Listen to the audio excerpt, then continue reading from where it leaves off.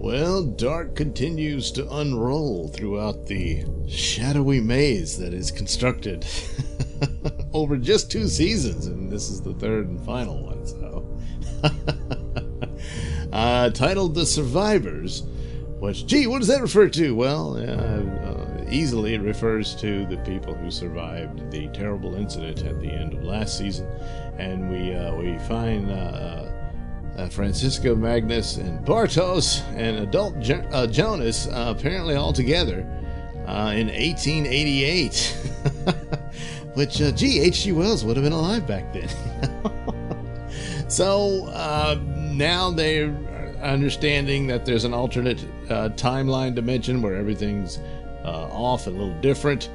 And because of Martha, she appeared to them in the last episode, and you know, they maybe that could be the only criticism, that they kind of accept it, but Jonas did see her die and all of this, and he's always suspecting it's a plot from the mysterious Adam who supposedly was revealed last season, but I don't spoil it. I'm watching these one at a time. So there they are, apparently working on a time machine for H.G. Tannhaus. And there's this, Bartos takes Martha to the secret lodge, and of course that's, you know, we've seen that before and all that, but it's the detailing that there was a secret society that has believed in time travel, and they've been pursuing it ever since.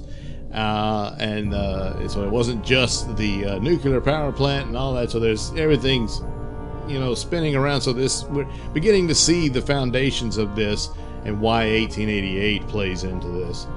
It wasn't just, you know, 2019 and 1986. So, you know, we have 3 time periods and an alternate one, so it's 4 altogether, I guess. Meanwhile, Katerina and Ulrich are finally reunited. Oh, man. And this is so well done. So, of course, Ulrich is still trapped in the asylum. He did escape. He tried to get Michael in. All that horrible sadness of the strange paradox that's created all of this. And there he is. He's not really insane, but he's got to be by now. And he's sitting there, and Katerina finds him, you know. And she says, I'm going to get you out of here. Now, the last woman in his life didn't end so well. And she said, I'm going to leave you here to rot. And goes off to live her life in another time. So he's sitting there, and, you know, they have the breakdown and everything. But that's one of the things about this, and I don't know what advisors they may have had about the time travel aspects of this. Did you get it right? Does it flow with what physics tells you and everything? But the performances and the moods and the settings of all this, they perform it and present it so well that even if you do know, there's a little mistake here and there, that wouldn't work out. I mean, and of course, again, you can always come, well, who's to say, you know? As far as we know, no one's time traveling. Well, maybe they did. But anyway, granted, theater is about manipulating emotion, and a lot of this, there's been a lot of examples of this being cheaply done, and it falls flat. But the underpinnings of plot here, and painted with the mastery of mood and mystery, and of course darkness for this series, has just been top notch. And of course the performances of the players here, and you get scenes that are just so well done, even when they're very brief. And it's like this, especially when it comes to time travel, and a lot of the aspects of it and the fantasy of it is, oh, if I could see someone one more time, or what have you, you know, someone who's gone, or if you could go back to your younger self and all this stuff. And we see that played out in this series, and in the case of Katerina, we see it played out. It's just so good. And especially, certainly she goes to the old high school and all that stuff, and she sees herself, and she sees young Ulrich and all her friends, and then she has it out with her rival. This little girl's like, oh, what the hell? It's just, it's golly, it's worth the price of admission, you know. And then when she goes to the asylum for and finds Ulrich there,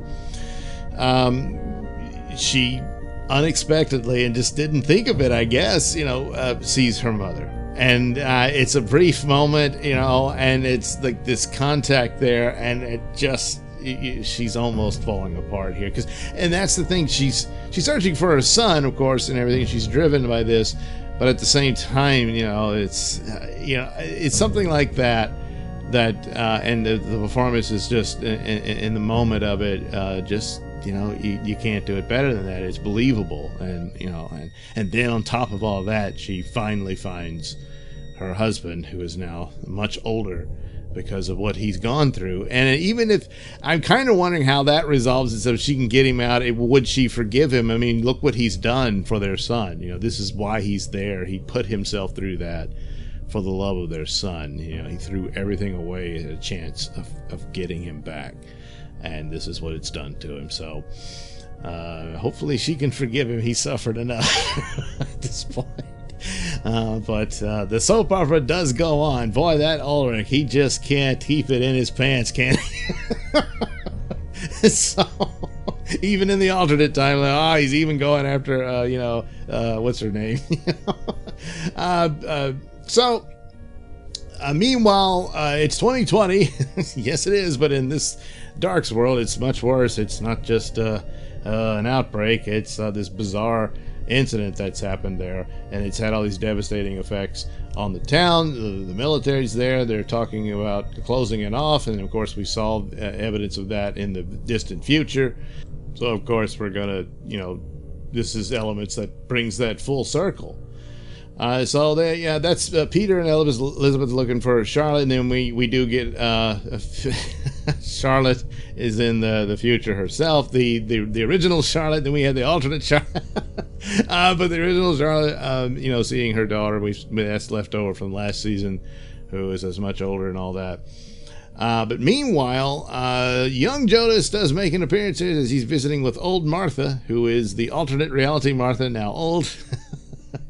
And she shows him the family tree that maps out what's happened between the two timelines, and that they're trapped in an inseparable knot, if you will, and they can't get out of it, and there's no hope, and it'll never change. Now, well, is it? I don't know. And then the mysterious Grim Reapers, who are clearly the same person, but it's three versions of them, keep murdering people, and they murder Claudia Tiedemann's secretary. Would she ever do?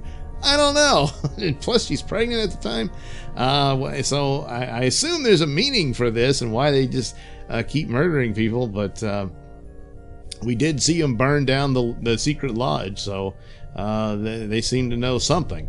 And we'll find it. There's always some mysterious figure who appears in these, and now we have one, but it's three versions of him. So it's so rich and filled with stuff. And granted, I'm hearing a lot of people saying that, hey, the payoff is good, and that's my ultimate hope. If it's not, that would just be awful, because I've been through this before. But so far, so good. This is a masterpiece unfolding here, and especially it's harder to go back to other things that seem to show promise but were lying, and failures like that is just that much more filled with disgust, because there's no excuse for it. There's other people who are actually doing the work of vision and plot and story and care. You can't argue that the people involved in this don't care about the project they're working on. They most certainly do, and it's all very well done. And it's gonna be hard to let it go. This isn't but hopefully there'll be something else out there, because and there is, you just got to look for it, I guess, because this was a little treasure that I stumbled upon watching Left Foot Media. That guy did a little review of it, talking about initially there was these comparisons with Stranger Things. The Dark is leaps and bounds superior to Stranger Things. It's just there's no point in even talking about it, just because they went to the 80s. That's not. So anyway, so there we are, Survivors. I'm 2 episodes in the final season, and no disappointments as we go. So we'll see what happens next time with Dark. Alright, thank you for watching and listening. Slay. Why not like and subscribe, and check out that link description below. That'll take you to my mini stores and have plenty of goodies for you. You know, hats, mugs, stickers, posters, all that goody stuff. Plus, you can head over to indieplanet.com and pick up a copy of my comic book Night Night. Oh, yeah. Plus, you can also catch my podcast, Mr Nailsin Show, over at RadioMisfits.com. And you can also watch my videos on my channel at BitChute. That's the Mr Nailsin channel on BitChute.com.